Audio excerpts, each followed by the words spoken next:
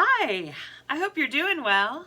It's time for Sunday school. This is for Sunday, February the 5th, 2023. Well, I just got back from Austin, Texas. I was there for a work trip. I left on Sunday, the 29th, and I got back on Friday. And boy, it was a long week, but I'm so glad to be home. But I wanted to tell you about my flight home. On both of my flights, I flew from Austin to Washington, D.C., and then from Washington, D.C. to Pittsburgh, and I picked up my car and I drove home Friday night. And on my flight from Austin to D.C., I was able to see a lot because, well, first of all, I didn't have anybody in my row in either of my flights, which was really nice.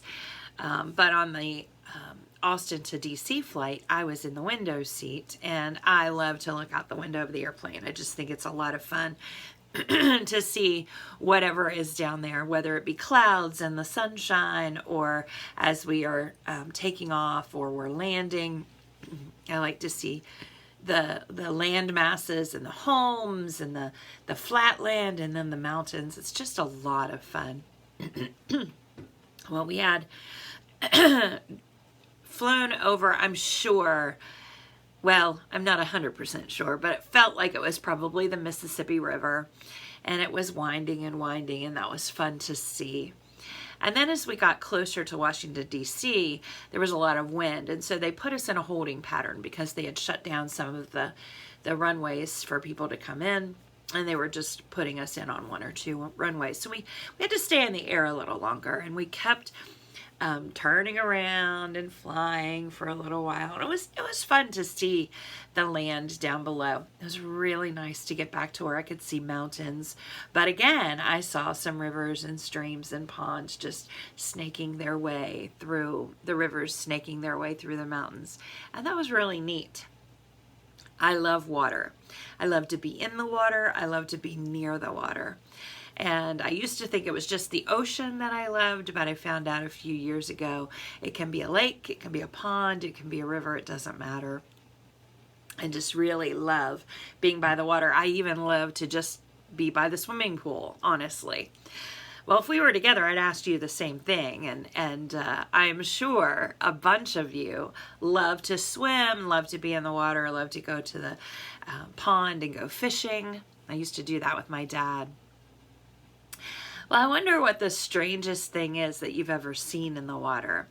I think for me, it might have been when I saw the boats or the sharks in the water, not close to me, but I love seeing dolphins in the water when I'm at the beach. That's a ton of fun. But as we continue in our study of the Bible, we're going to move into Exodus, and it's a really important part of God's big story. And there's something crazy that happened in Exodus with a body of water. Now, we've already learned that God made a covenant with Abraham, and he promised to make him the father of many nations. And when we get to the second book of the Bible, Exodus, there are several generations that have passed since Abraham was alive. God's chosen people were called the Israelites, and they had gone to the land of Egypt, and they had grown large in number.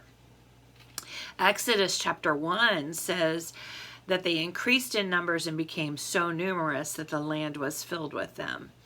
And the king of Egypt didn't like that. He didn't like that there were so many Israelites. So he made them into slaves. Now that's rough.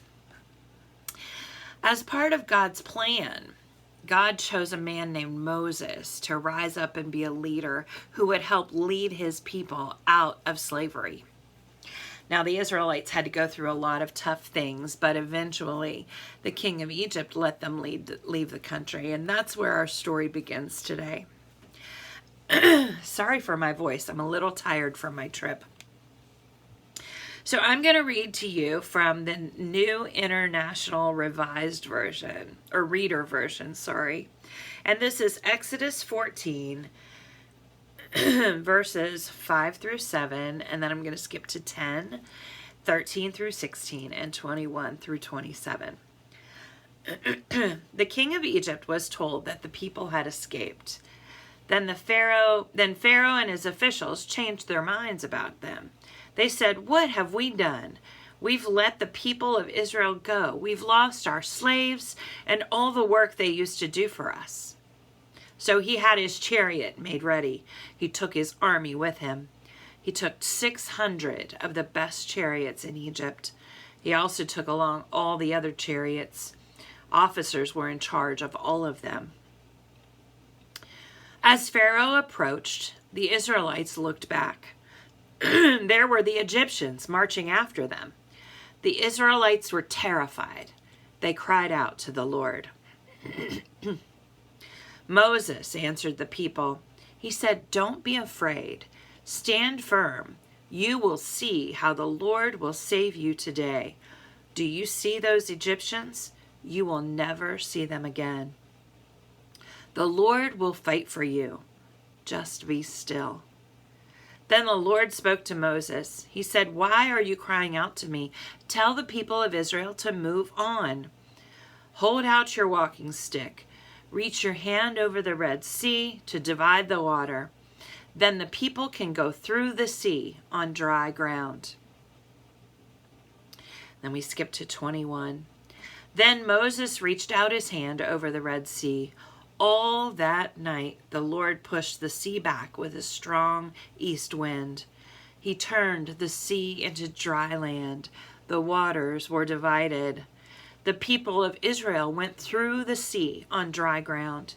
There was a wall of water on their right side and on their left. Then the Egyptians chased them. All Pharaoh's horses and chariots and horsemen followed them into the sea. Near the end of the night, the Lord looked down from the pillar of fire and cloud. He saw the Egyptian army and threw it into a panic. He jammed the wheels of their chariots. That made the chariots hard to drive. The Egyptians said, "Let's get away from the Israelites. The Lord is fighting for Israel against Egypt." Then the Lord spoke to Moses. He said, "Reach out your hand over the sea. The waters will flow back over the Egyptians and their chariots and horsemen." So Moses reached out his hand over the sea. At sunrise, the sea went back to its place. The Egyptians tried to run away from the sea, but the Lord swept them into it. Well, God's people, the Israelites, had been allowed to leave their slavery in Egypt. But then the Egyptian king, who you heard is called Pharaoh, changed his mind. He took his chariots and his army and he went back. He went out for them. The Israelites had camped near the Red Sea, and then they saw the Egyptians coming and that they were being chased, and they were terrified. I can imagine that we would have been too. They even began to think and complain that it would have been better for them to stay in Egypt as slaves. They quickly forgot how much God had already taken care of them, and they had forgotten about his promises. Well, Moses had to calm them down, and you heard him say, "Do not be afraid." And he told them that the Lord would fight for them. Moses was a great leader, but, he was nothing without God. God told Moses what to do. He told him to lift up his staff. It was a piece of wood that he carried with him to walk. And he said, "Lift that up and raise it over the Red Sea." And then God did something amazing. He parted the sea right down the middle. I cannot even imagine that. Sometimes I get to the ocean and I get out and I'm swimming in it, and sometimes waves knock me down. So I can't imagine there being dry ground through the middle of the sea. But that's exactly what God did for them. There was a wall of water on the left and a wall of water on the right. And in the middle was this dry ground, this path right through the sea. Well, the Israelites walked right on that dry path all the way across the Red Sea to their safety. The Egyptians followed them, but once the Israelites were all safe, God made the waters go back where they were, and Pharaoh and his men were lost in the sea. And that was a hard thing too. But throughout their journey, the Israelites had often a hard time believing that God would follow through on the promises that he had made to them.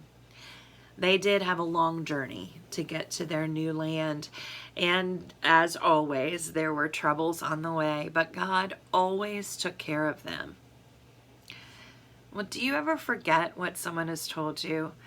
I know I used to forget when my mother told me to do something. If I didn't do it right away, I forgot about it. Or maybe someone has told you something that you didn't quite believe was true. Well, that's how God's people were over and over. Something didn't go quite like they thought it would, and they instantly became scared and started to complain. I think we do that sometimes too.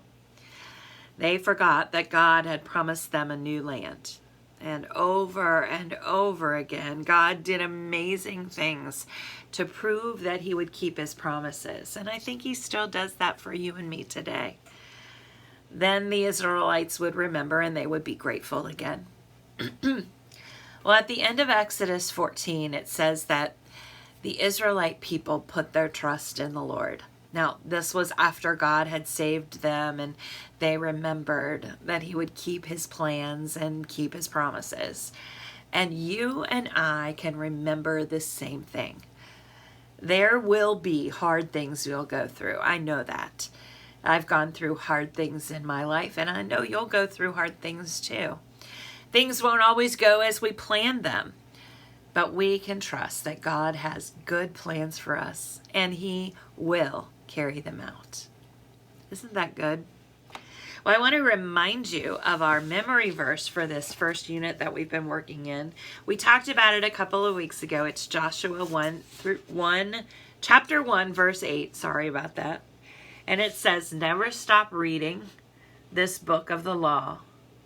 Day and night, you must think about what it says.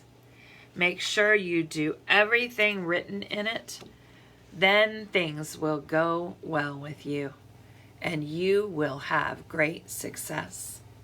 I hope you've written it somewhere and that you and your mom and dad are talking about it. It's probably one of the best truths of the Bible, that we have the book of the law, that we can read it day and night and think about what it says.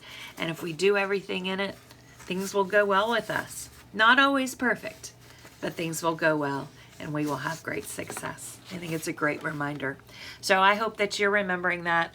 I have mine. I just pulled it down today to tape this with you, but I have mine stuck right here on my bulletin board in my home office where I work when I'm not traveling.